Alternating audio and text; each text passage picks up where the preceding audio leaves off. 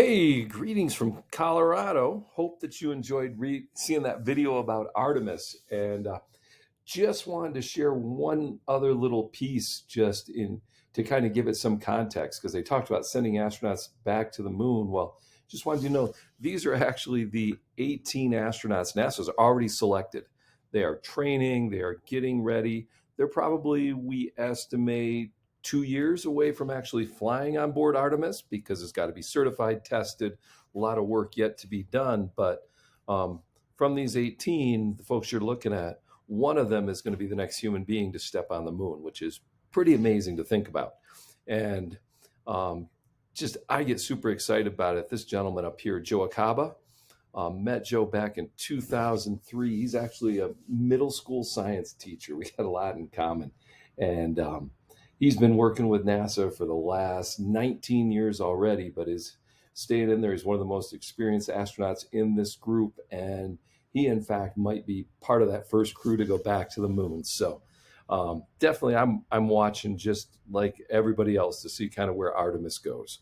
So hopefully it gets off the ground for you tomorrow on Saturday. I'll be watching from here in Colorado, and we'll definitely talk about it next week when I get back because it's meant to be a 6-week mission. This is not a quick mission. There's no humans on board. They are going to test every part of this rocket and make sure it's safe, make sure it works. So exciting times for NASA. All right, so let's talk about what's coming next.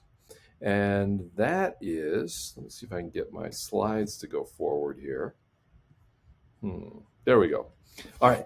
So here's what you're working on the rest of the time today is you figured out how to make propellers spin and buzzers buzz and lights light up. I heard you did a great job on that yesterday.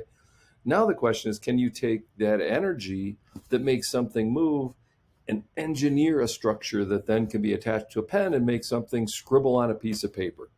Not drawing yet, probably not going to be real organized. You just got to get a pen moving. And so with that in mind, okay, whoops, let's go the other way. Okay, there, I got it figured out. Okay, how do you get something to shake? Okay, now I don't recommend doing this at home. This is one of my favorite videos of just shaking gone bad, but watch it from the beginning again here in a second because they're going to go back to the beginning. You can see all we did was throw an unbalanced weight inside that dryer and things got pretty shaky, like unlike your propeller yesterday. Okay, and so what we've got to do is that spin that's created by the magnets and the electricity, if we put an unbalanced weight on that, and it might be a piece of metal that's off center. That's how we do it with electric toothbrushes. I got some of those weights that you could use. It could be a little piece of glue stick stuck on there if it's unbalanced. Okay, that makes a great shake. Or maybe you've got an idea for a shake. I'd love to see folks that come up with their own creative ideas rather than things that I give you. That's really what separates a 3 from a 4 is how creative can you get? And are you going to try some things? So you've got to get it shaking and then just get it so that it can move, so it can draw something. Got to be able to turn it on and off. Got to be able to change the battery without destroying it. It's possible you get something worked out today, sit over the weekend, your battery's dead. You don't want to have to rip it apart to change the battery. It may take a little bit of work, but just so you don't have to destroy it. Should be able to stand up and be stable. Think about taking your marker caps on and off so they don't just dry out from class to class. And 6th graders, since you've done this before, part of a 3 is being able to tell me, oh, I learned this last year. Let me show you what I picked up on, or let me show you what I used because I knew this would be successful. Okay. If you're looking for a 4, then it's kind of, well, I've really thought about how to turn it on and off. That's called a switch. I've really planned and organized. I've put things together. It shows some real intention. Maybe it's a real creative and actually looks like something. Lots of examples of that. So doubt you're going to get to that thinking today. Today's just your first prototype.